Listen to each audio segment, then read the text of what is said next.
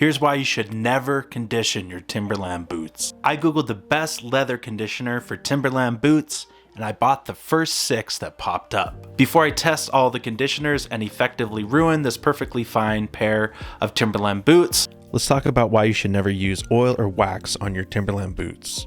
Timberland boots are made out of Nubuck leather, which is essentially a top grain leather that's been sanded down until it becomes nappy. If we look at a top grain leather, you can see it's shiny, it's polished. This is known as oiled or finished leather. Condition away. If you compare it to hairstyles, this is a slicked back grease, and this is more like your dry look. But hey, Google says that these are the conditioners you should use on your Timberlands. You can't argue with Google.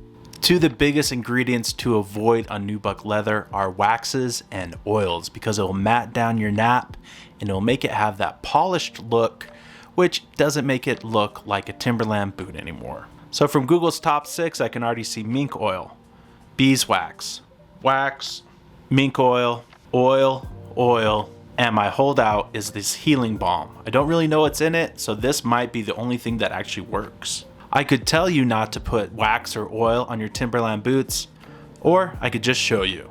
First we have Salty Fish Leather Conditioner, beeswax, organic oil, and mink oil. Moisturizing, waterproofing, glazing, maintenance, and other functions. Banned in suede and frosted leather. Banned. Frosted leather is another name for Nubuck leather. It's been buffed and polished. So we're gonna do what the package tells us not to do, and we're gonna use it on our boots. When I apply product for a good even spread, I like to use a little sponge, maybe even a microfiber, and then a brush to get into the hard to reach areas. Salty Fish is going on the front right part of our boot. Salty Fish, I'm not sure who came up with that name. Sounds like a great thing to put on your leather. Salty Fish. I'm so sorry, boot. We just have to prove Google wrong. Now, I'm not saying that this won't condition and protect your leather. It's just gonna change the look of your Timberland boots from your nice yellowish leather to something more polished. Next, we're gonna move to Mecer Mink Oil, not for use on napped leathers, suede leather, frosted leather, etc. Google, you've led me astray again. Now, I did pick up these boots for about 20 bucks at the thrift store. I was planning on reconditioning them and reselling them, but I figured why not just ruin them instead. I'd say this mink oil is just a touch darker than the Salty Fish. Next up is Waximum. This is actually sold by Timberland on their website, and it specifically states it's not suitable for suede or Nubuck. So Timberland, what the heck are you doing selling this on your website if you can't even use it on your product? Wow, this is like a candle. Hear that? I might have to put this out in the sun for a few minutes. I think I got some. We'll apply that to this area here. Again, why is wax bad? Well, imagine you've got some dry hair and you're slicking it down with wax. It is a touch lighter though than the previous 2.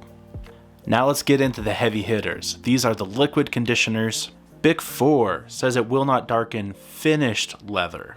Do not use on suede, rough out, distressed, napped, or any pre-treated leathers. Napped would be the one that we shouldn't use it on because we got napped Timberland boots. But let's do it anyway! With liquid conditioners, I never apply it directly to the leather. I always put it onto an applicator. So I'll be applying it to a microfiber towel. It's probably way too much for that small area. Now, I generally really like Bic 4 on my finished leather, like my cowboy boots, just not on your Timberland boots. Use a brush to kind of get it into our stitching here. Now you'll see that this is probably the darkest application because this is soaking in and penetrating the leather a bit more, but it should dry to be about the same shade as the other conditioners. This might be the new look, guys. I'm gonna flip my boot over to the other side to use Leather Honey. Again, a great product that I love to use on my finished, polished leather. Leather Honey dispenses clear, so I'll apply it. One thing about Leather Honey is that leather is really thirsty for it. It soaks it up quite quickly, so you might have to use more of it to cover your surface area. My father used to work for a company called Color Glow, where he would repair and restore leather seats in cars, and he would go through a whole bottle of this on just one seat on those old-timey vehicles with untreated upholstery. Now the directions on all of these conditioners say to test on an inconspicuous area of the boot. I think we've already gone past that point. And then some say to buff and polish after it's dried. We'll follow the instructions to a T and see the results. Definitely the darkest so far. Before I apply the leather milk, let me tell you what I would use to treat your Timberland boots. Timberland sells a great balm proofer. Any kind of balm that is water and stain repellent is going to do great on your Nubuck leather. This balm proofer is pretty pricey, but I have some alternatives in the link in the description down below. Here's a boot I treated with balm proofer in another video, and you can see that the leather is still very light. Alright, then on this side we're going to use the boot conditioner from Timberland. After letting the conditioner dry, you can see it's actually lighter than the balm proofer. But unlike the balm proofer, it will not help to protect your shoe, mainly just condition it. Alright, leather milk, you're our last hope. Heal us with your healing balm. I'll put you right over the logo, baby. Oh, that is dark. You were supposed to be the chosen one. Does smell really good though. Now just for fun, I put Vaseline on the back of the boot.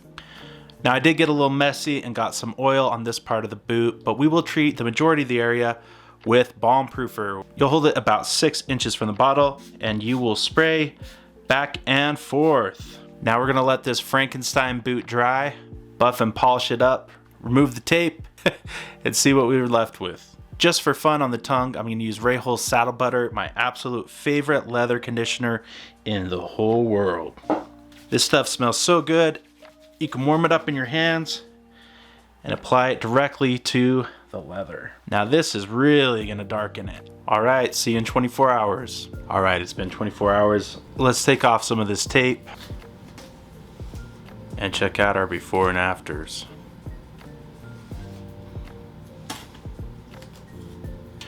As you can see, every conditioner darkened the leather significantly and it smoothed down the nap.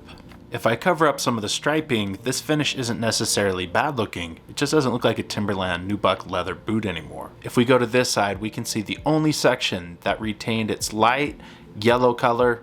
With a little bit of a brushing to get the nap back up, we can get it looking like it should. When you have Timberland boots or any other kind of Nubuck leather boots, it's always better to use a balm proofer or a waterproof spray. Now with a super deep cleaning, I could probably get these back to normal. Leave a comment down below if you'd like to see that. So yes, you can condition your Timberland boots, but don't trust what you see on Google. Get a Nubuck conditioner or a balm proofer to keep your boots looking the best they can for as long as possible. Be sure to subscribe to EDC Vibes, and I'll see you next time.